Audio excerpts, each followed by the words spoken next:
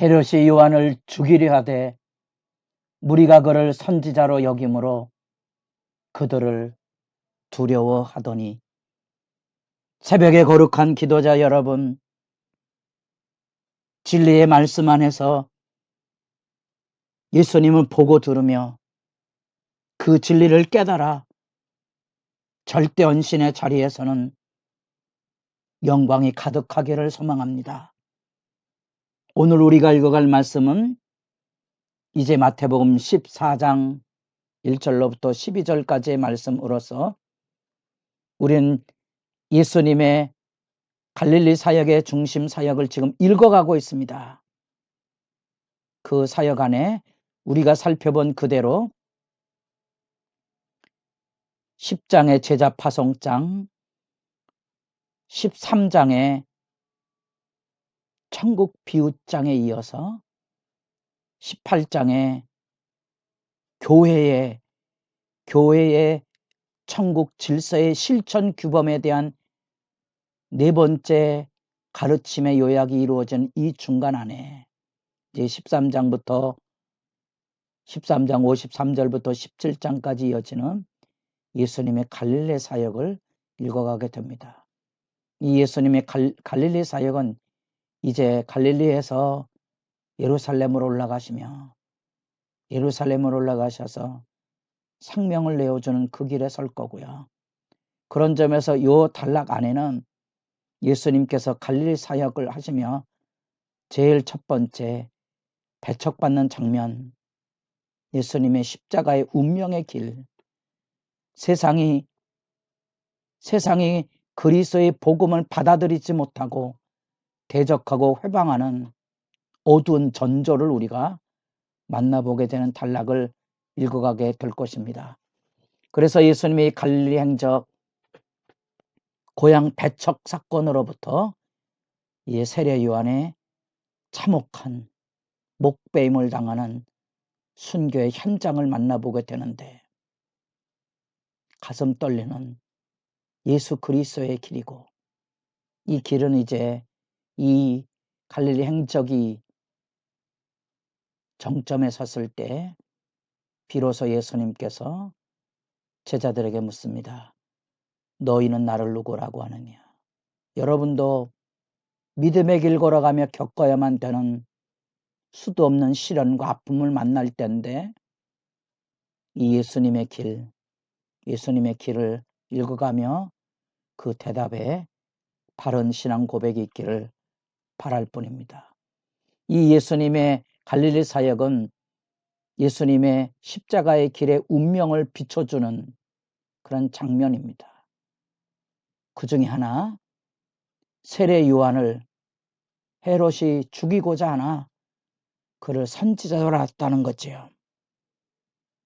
그래서 백성들의 그 민심 때문에 헤롯이 세례 요한 죽이는 것을 주저하는 그 모습 안에 예수님의 운명의 길 안에도 예수님도 이 종교 당국자들이 예수를 죽이려 할 때 그 안에 담겨져 있는 증언의 두려움이 그들 속에서 예수 그리스도에게도 나타나게 됩니다.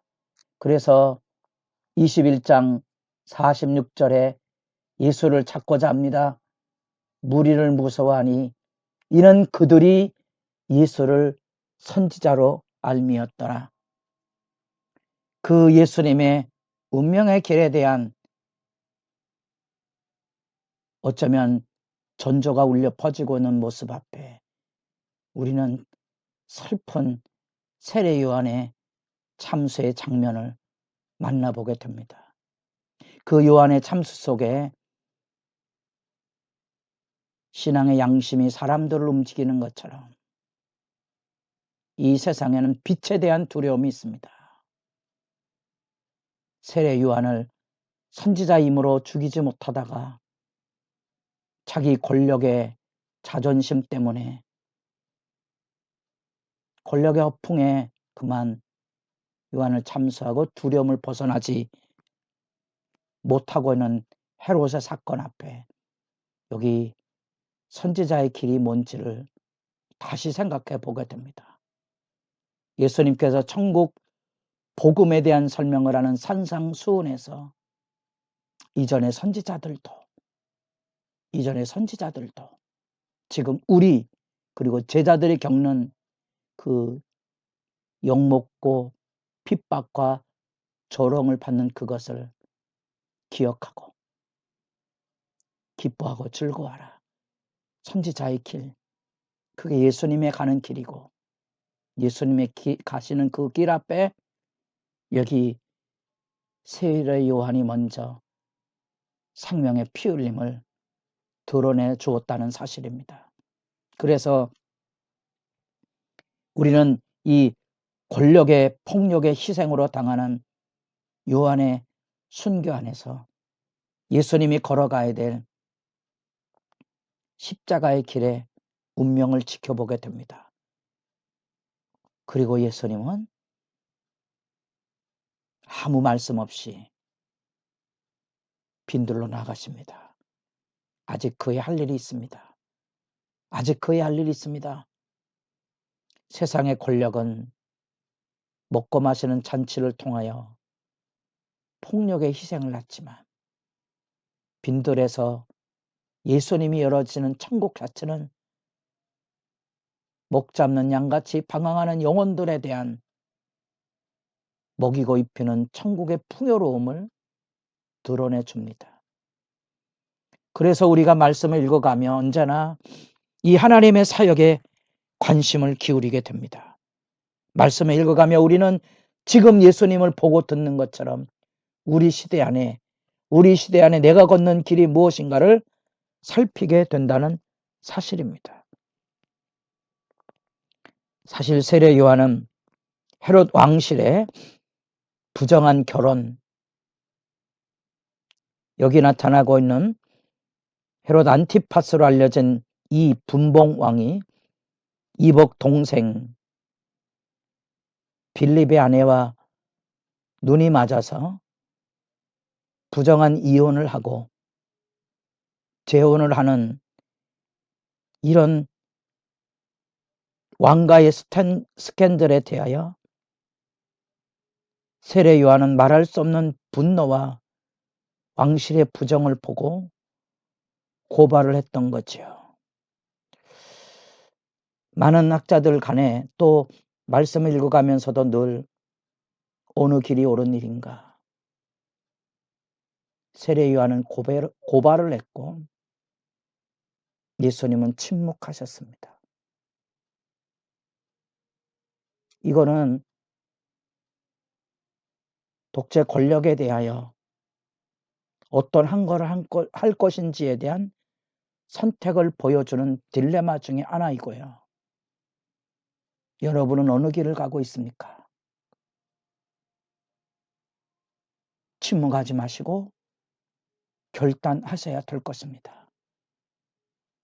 마음 무거운 삶의 자리에 여기 우리의 예수님처럼 침묵할 때 우리 안에는 이것이 비겁한 길이 아닌가는 양심의 가책이 우러나게 돼 있습니다. 우리는 그 안에서 예수님의 갈릴리 사역을 봅니다. 예수님은 비겁함이 아니고 하나님의 부름을 향하여 온 생애, 남겨진 생애를 쏟아붓는 헌신을 통하여 왕실의 죄악이 아닌 온 세상의 죄악을 고발하는 희생양이 되셨다는 거 여러분 잊지 않기를 바랍니다. 그렇게 예수님께서 이제 갈릴리에서 예루살렘으로 올라가시는 그 운명의 길, 그래서 암탉이 병아리를 품듯이 저 북쪽 갈릴리에서부터 예루살렘으로 내려가시며 자기 목숨을 내어주심으로써 구원의 길을 여시는 그 예수님의 운명의 길. 그러나 사람들은 그를 알아주지 않고 불신하고 배척해서 어쩌면 세례 요한처럼 피 흘리는 순교의 길을 걸어갈 가시는 그 장면을 우리가 이제 짚어가게 됩니다. 때로는 윤동주 시인의 십자가란 시 종종 인용을 합니다. 괴로웠던 사나이 행복한 예수 그리스도에게처럼 십자가가 허락된다면 어두워져가는 하늘 밑에 조용히 피를 흘리겠다는 식민지 일제압제 속에 이름 없는 시인의 그 목마른 절규가 기억나는 부분입니다. 목숨을 내어주는 그 길, 그 예수님의 그 길. 여러분들은 지금 말씀을 읽어가며 무슨 생각을 하고 무슨 기도를 드릴지가 궁금합니다. 현실의 제약에 분노하는 분들 많습니다. 격려를 보내고 용기에 박수를 칩니다. 그러나 또 다른 권력의 앞잡이가 되지 않기만을 바랄 뿐입니다. 순수한 열정에 죄악을 고발하십시오. 또 다른 정치 세력에 합세하는 권력의 도구가 되지 않기를 원할 뿐입니다. 그러나 예수님의 길을 걸어간다면 더 큰 사역을 준비하십시오.